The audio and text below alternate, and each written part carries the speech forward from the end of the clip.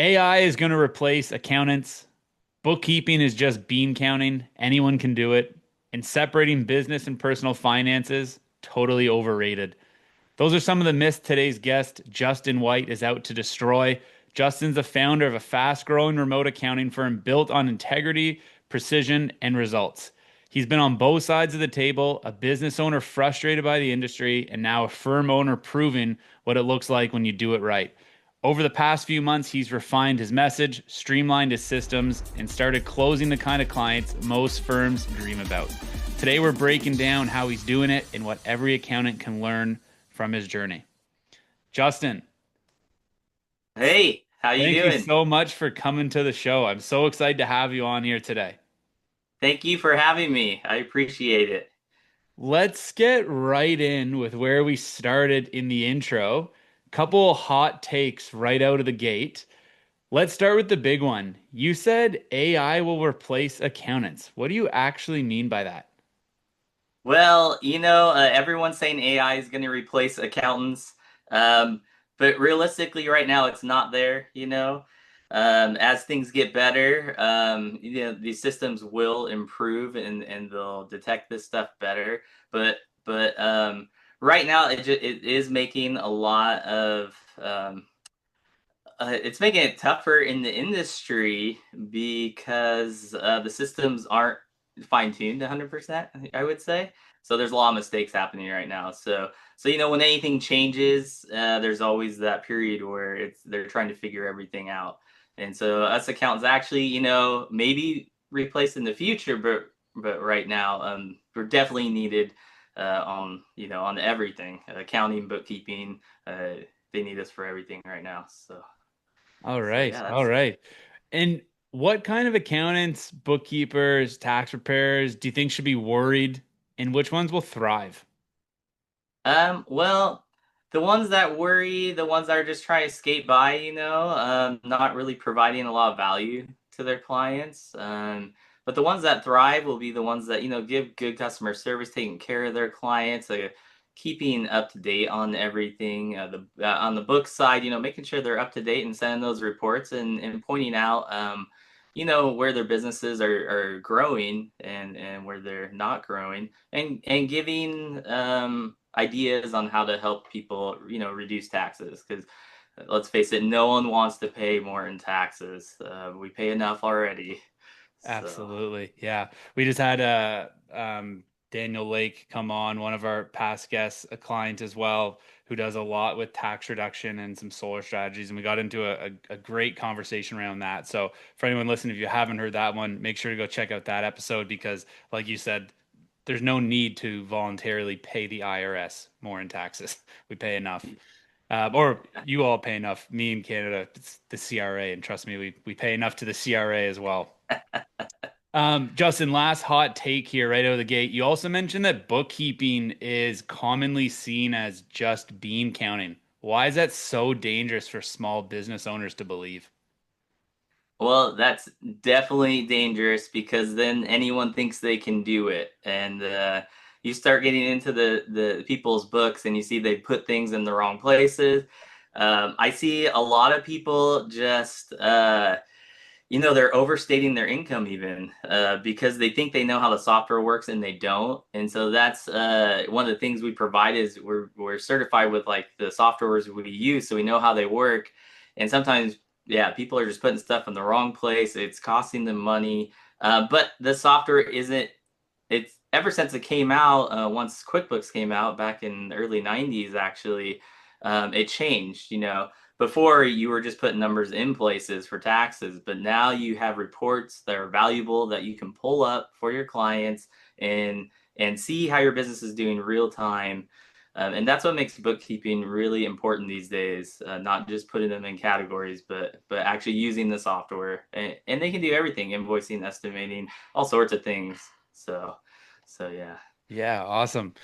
So, let's take it a few steps back because before starting J Bookkeeping, you had a different business and you were hiring accountants, you were dealing with bookkeepers. Tell me a little bit about your past company and what frustrated you the most about your experience when it came to hiring someone to look after the numbers and the finances for your business? Yeah, so I was in the trades at a roofing company. We built it pretty big there in the end. Um, but the most frustrating part for us is we'd hire bookkeepers and accountants, and they would say they would do one thing and then they wouldn't follow through. So we'd spend a lot of money. Um, 6 to 15,000 a year, depending on, what we had going on, what we were trying to achieve.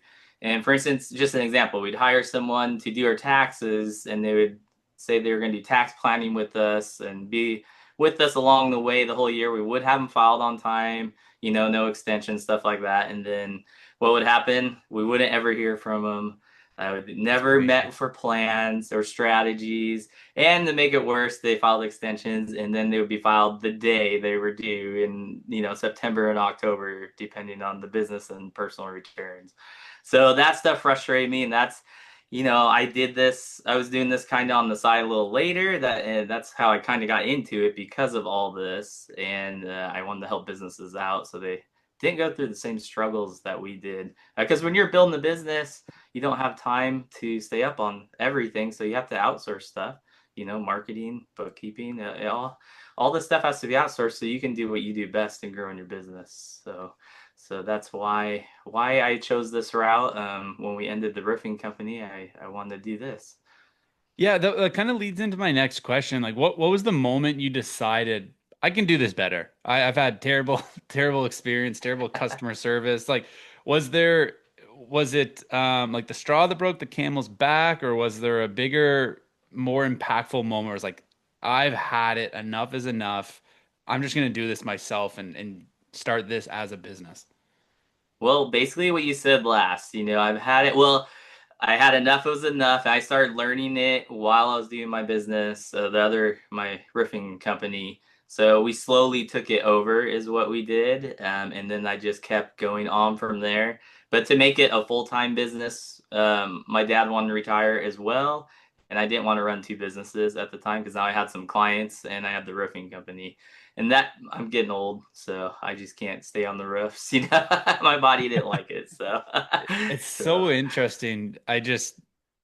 The contrast from roofing to to the financials, it's just hard to fathom like how you go from those two different things in one lifetime, but that's really cool. What do you enjoy more? Do you miss being on the roof and out in the sun on a nice day, or and now you get to be indoors, or ooh. I'm sure maybe there's some brutal days, the cold weather on the roof. Yeah, that's tough. I mean, so roofing was great because you go in, you tear off a roof, and in 1 or 2 days, depending on the size of the roof, it's like a whole new place, right? That curb appeal has changed. Um, but like you said, I'm in Washington, so the weather's not always great 6 months out of the year. There's rain and snow and ice and so yeah, the winter time's not as fun. I love the bookkeeping because I can do it remote. I get to be on the computer and I get to talk to people. It's not face to face a lot of times, but it's like this, Yeah. virtual. So I still get that interaction, which I enjoy. I've always Yeah. been a people person. Nice, nice. Well, Justin, you mentioned your firm, it's built on honesty and ethics. What does that actually look like in practice? So in practice, because there's two ways people do bookkeeping. There are people who tell you they're going to do your books and accounts and all that, and they're going to wait till January 1st of the next year to even touch your books. And us, like for us, it's having everything done on time each month. We try to have everything done by the 15th of the following month, and you have to wait on clients to get you stuff, so it's not like you can just have it done day one. But we're starting them, we're going through them monthly and stuff. Even halfway through the month, I like to put, go through their books and just get it all looking good. And then by the first, it's not as much work. So yeah, that's the ethical part, and then also steering people the right way because a lot of people they don't know what they don't know, and they might not be doing everything correct. So just making sure they get ethical, get it legal, make sure everything's 100%, and they can build their business without having to look over their shoulder or worrying that they did something wrong. That's awesome. So it sounds like you're really also being the trusted advisor in that corner for your clients as well. Yeah, because yeah, I've been on both sides, so I understand both sides, and and if you get behind on like taxes or anything, or you even miss it by one day, there's pretty good sized penalties. So yeah, just keeping that stuff up to date for customers and making sure it's on time saves them a lot of money. Nice. Are So you using any automation as far as reminders go for your clients where, all right, we're coming up to the end of the month, make sure you get us our statements, or these are dates that are these are tax deadlines, so make sure you have your stuff done, or is a lot of manual work, or do you have some software and some tools helping you out for that? I kind of do it both ways. I hate to say that, but I do have a manual system just because it's easy for me to see all my stuff. But I do have it's a product called TaxDome, and it's like a client portal, but also can send reminders and stuff like that monthly. So depending on the client, if it's a tax client or if it's a bookkeeping client, I have different reminders that go out, and I get to set, what they are, and it just sets all that out. Yeah. So it'll ask for statements and whatever the client needs, payroll, stuff like that. Okay, sounds good. That's cool. I'm sure that's super helpful for the clients and also just, eliminates a lot of the work for you and you keep having that integrity and honesty. Yeah. Real quick, Justin, can you hear the lawnmower outside? I might have to shut the No, I window. can't, but I don't have you super loud, so I can't hear it. Okay, well, I'm just gonna shut it just in case. I know we're recording live.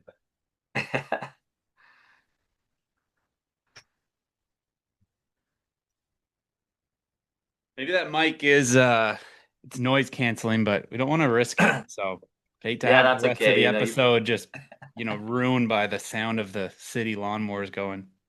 yeah.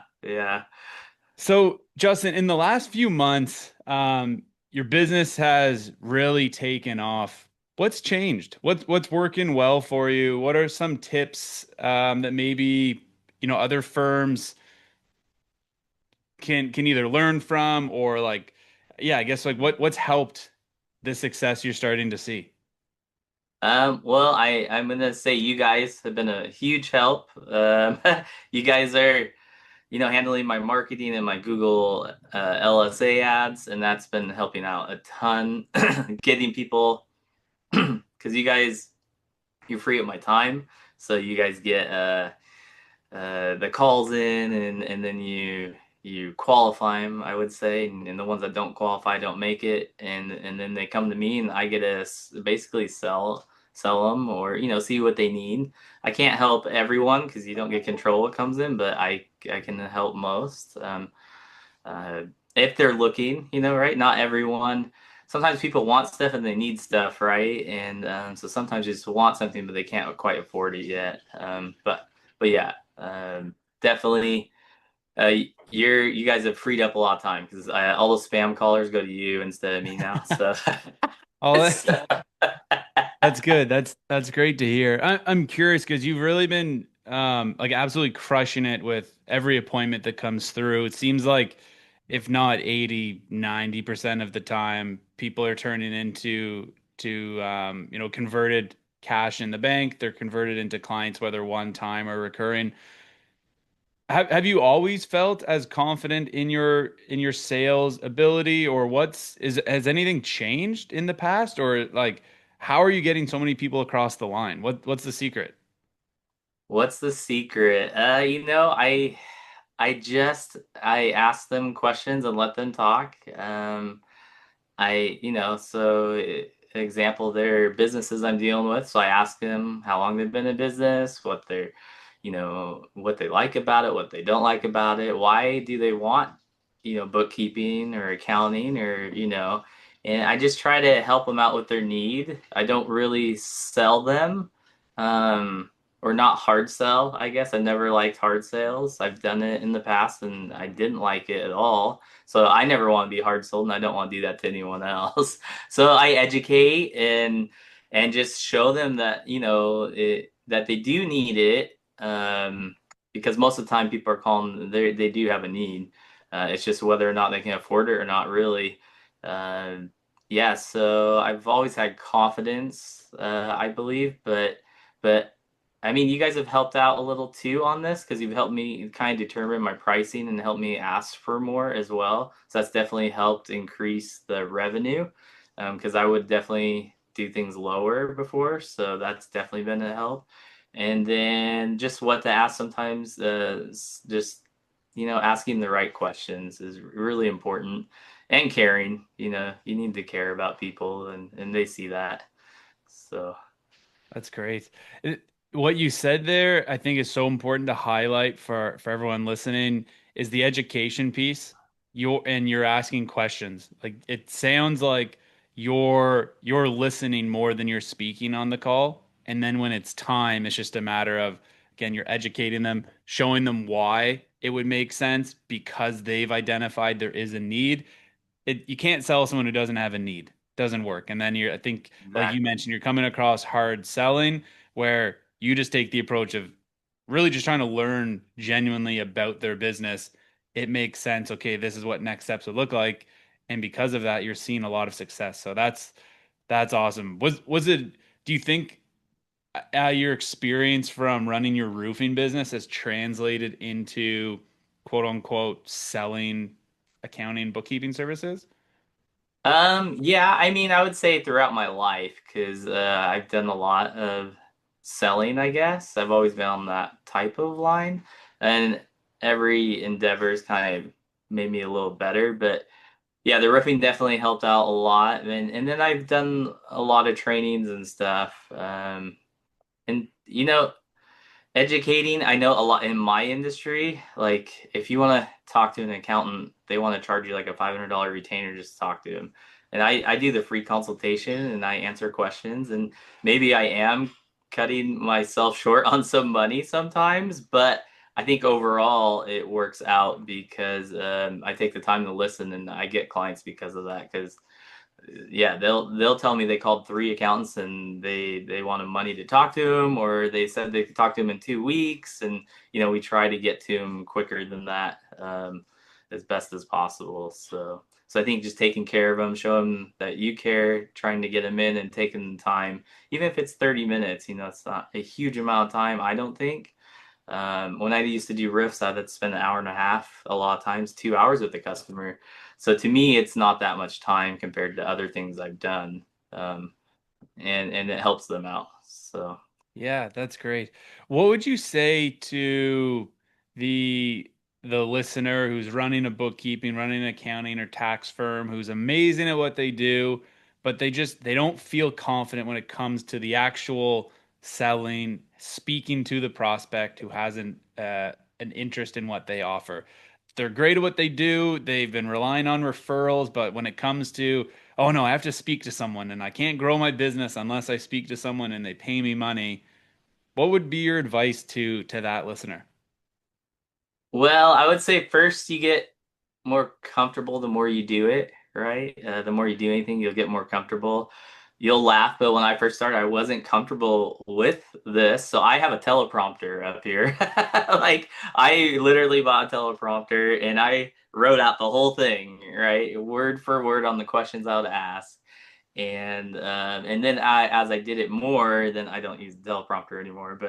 But yeah, I recommend always studying, like knowing what you're going to ask in the questions, and you don't have to memorize it word for word, but knowing what you're going to ask and where you're going, and as you do it more and more, it becomes second nature. I think that's definitely important. And then touching on just giving out the education for free or whatever, I believe referrals are the like reviews, and referrals are the key to any business. So these days, reviews on Google particularly.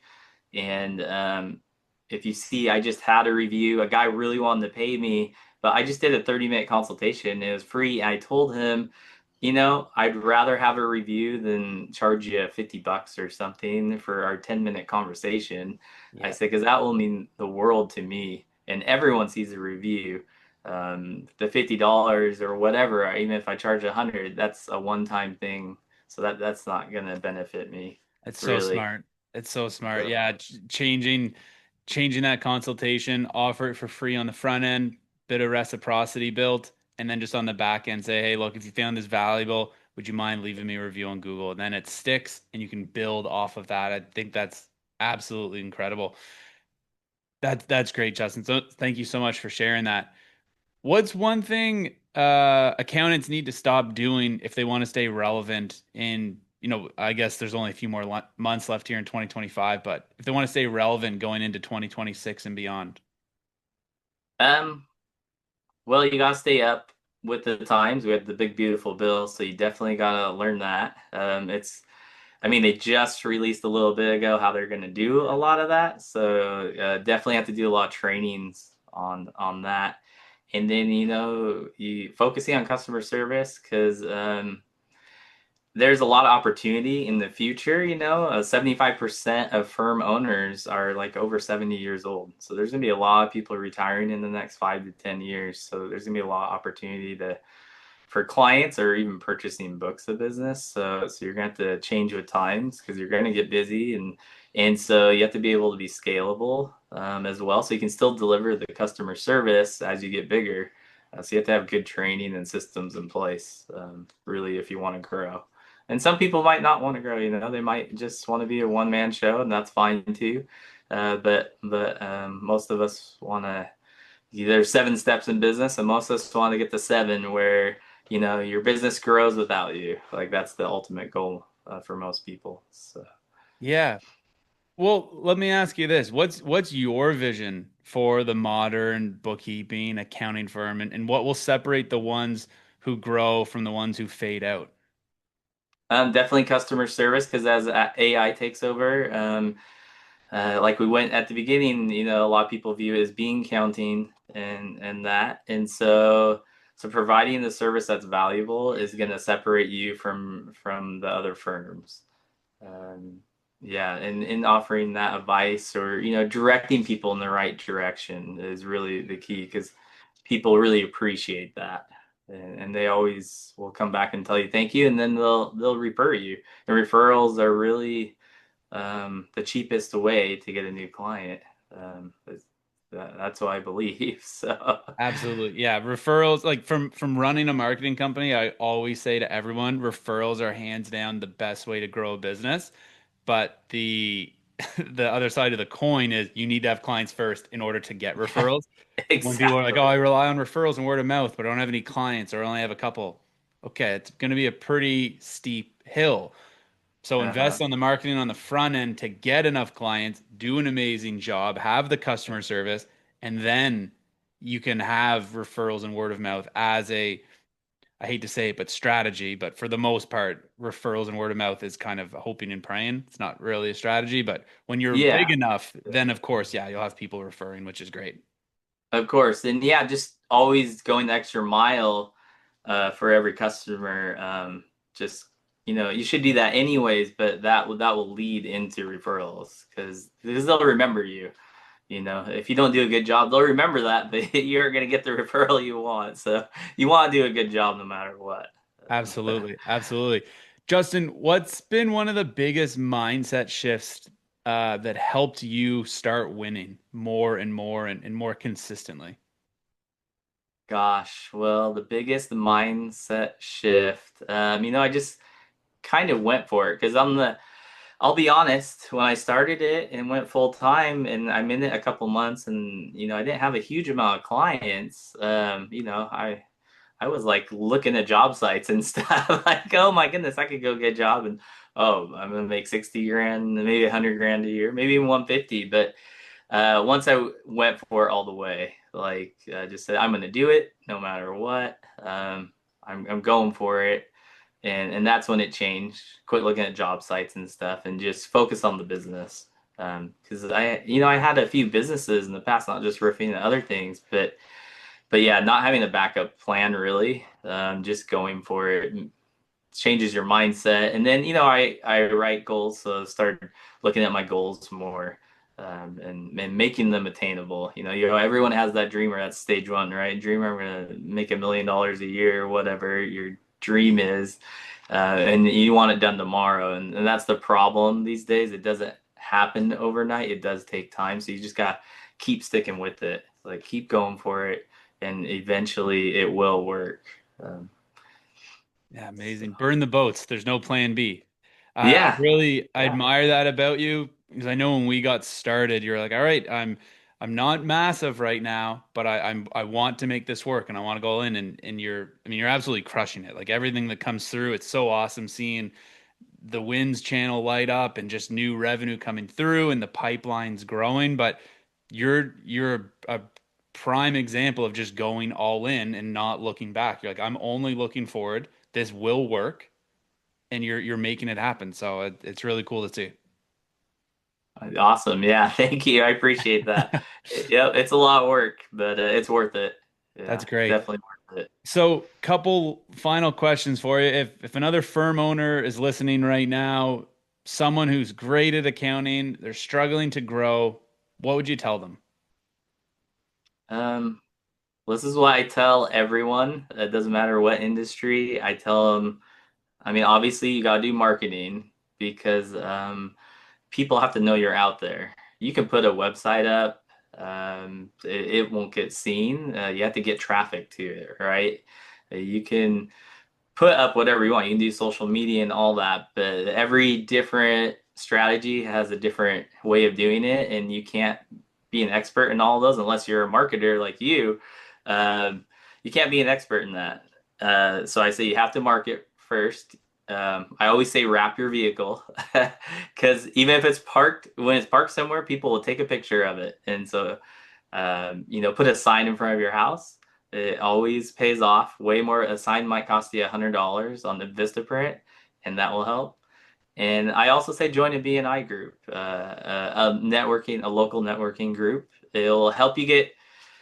I mean, everyone joins for referrals, but it'll help you get better at talking about your business, talking to other people about what you do, and you get comfortable, and it helps you when you're selling because now you're talking to 20 or 30 or 40 business owners every week. And so that really helps you just grow overall. So those are the things I always tell people. And then when they do it, it normally works for them. So I know it works. But some people, you'll have two people, one who does it and one who does, and the one who does those things, they are always succeeding. The ones who don't, they're always struggling. So you have to get out there, have to get your name out there. I'm always looking for ways for people to remember me. So I made mouse pads, I gave them out. I made like Nice. 100 mouse pads. And I give them to all my customers too, because then if someone calls and says, do you have someone, they can just look down if they're at their computer and they have my phone number or my email, my website right there with the QR code, of course. I love So it. That's so good. That's so good. And then just to kind of piggyback off of everything you said, just get on Google. Like it's free to oh have a yeah, Google business profile, so why not be there? And two, yeah, in the US, there's so many industries that are that you're able to run local service ads on. So just yes, be where people are searching for you. You don't have to play business on the hard mode. And so yes. I just want to piggyback and throw that in there because so many, it's like this, there's a gold mine sitting right in front of someone and they're just not aware it's there. And it's so easy to pick up the shovel and have all those inbound calls and business come through. So I Oh love the yeah, mouse pad idea. I'm gonna make a note of that. We're gonna have to do that on our side. Justin, yeah. last question for you. What's the best piece of advice that you've ever received?